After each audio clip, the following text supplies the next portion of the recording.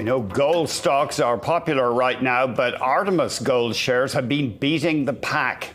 The company has that newish Blackwater Mine in BC, declared commercial production this year. And those shares, as you can see, up 146% in the past year. We're joined by Stephen Dean. He's a mining veteran and executive chair at Artemis Gold. Stephen, thanks for joining us.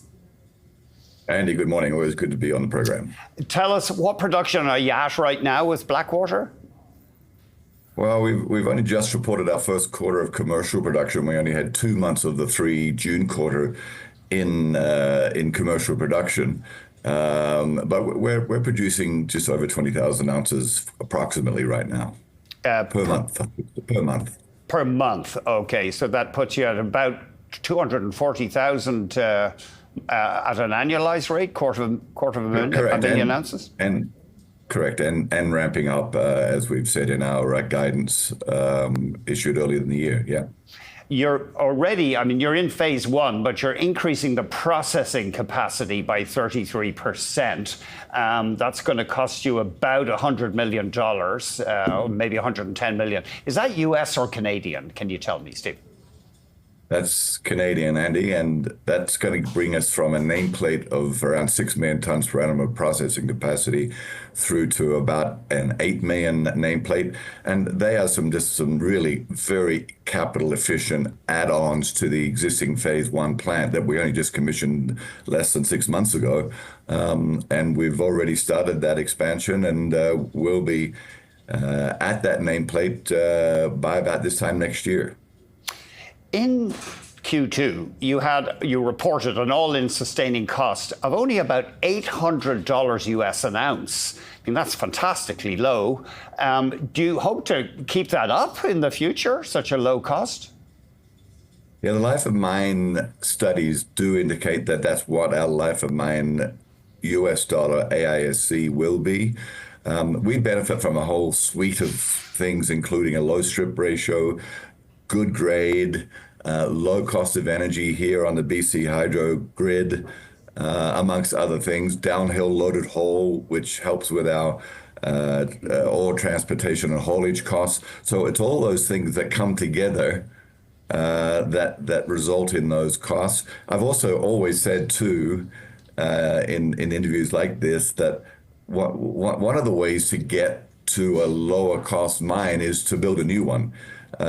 Many of the large mines in our industry have been around for decades, and you've got maintenance costs, sustaining costs, you've got deeper open pits, you've got deeper underground mines, and that all contributes to an increase in cost. So if you have the advantage of a new mine like the Blackwater Mine, then we can sustain a pretty low cost, and in fact, I'm told that in the lowest decile of AISC. You're buying, for example, a vertical mill and expanding the leach circuit.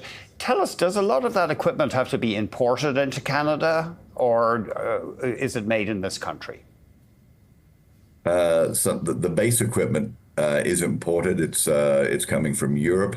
It's a company called Metso, which is one of the big names in supplying large equipment in processing of facilities for gold, but no tariff impact for us. But it's imported basic equipment. The biggest cost attached to that equipment is in fact installing it with the foundations and other parts. So all of that is, of course, Canadian sourced. I guess the irony here is, with your low all-in sustaining costs, you have less leverage in the short term to the gold price than somebody with higher costs. Yes, that's true, but I'd always like to have a big margin or a large margin in any business, whether it's in the gold business or in the widget business. Sure. Margins always sustain long-term profitability and capital returns, and we've got a payback of this expansion from 6 to 8 million of less than 6 months at the current gold price. So you have a distinguished career. You were the founder of Atlantic Gold that was sold to Australia's St. Barbara Limited. They had have a mine in Nova Scotia, and you're also a former president of Teck Cominco. That's right. Yep. So tell us what's your reaction to see? I know this is a bit off topic. What was your reaction when you saw Anglo American buying Teck? Were you surprised? To be frank, yes. I think I was surprised, along with a number of people and observers in the industry. It is a truly a bastion of our industry in Canada, and I'm pleased to see that there's commitments to keep the head office of the company in Vancouver and keep it Canadian. But I was a little surprised about the terms of the deal. But you know, there are a lot of smart people inside the company and advising the company, and I'm sure it makes sense. You were surprised maybe that there wasn't a bigger premium for the Teck shareholders? Yeah, well, two things. One, perhaps the fact that there was no premium for the B shareholders, but also for the A shareholders who have multiple votes. They didn't. They get equal consideration with the B shareholders. So that surprised me a little too. But as I said, I'm sure there's good logic behind it. Stephen, thanks very much for giving us the time today.